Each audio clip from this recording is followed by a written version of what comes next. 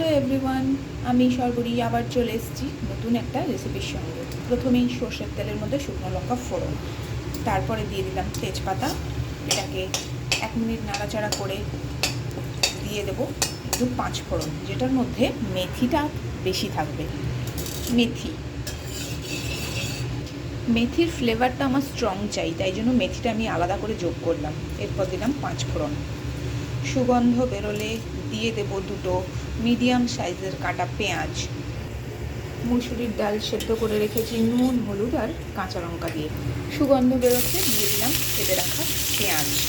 ভালো করে লালচে করে ভাজবো। নুন দেওয়ার জন্য পেঁয়াজটা তাড়াতাড়ি নরম হয়ে যাবে। পেঁয়াজের কালারটা কিন্তু এই রকমই আসবে। যত ভালো কালার হবে ফ্লেভারটা তত সুন্দর হবে। এর কালারটা যত ফুটবে তত ডালের মধ্যে ছেড়ে আবার পরিষ্কার হয়ে যাবে। এখন এই ডালটা দিয়ে দেবো।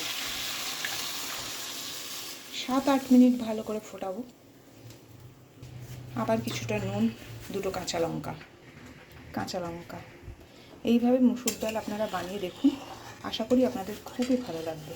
এই যে মেথির ফ্লেভারটা এত সুন্দর হয়, আপনাদের মন জয় করবেই। ভালো লাগলে বন্ধুদের সঙ্গে শেয়ার করে চ্যানেলটা সাবস্ক্রাইব করে দেবেন।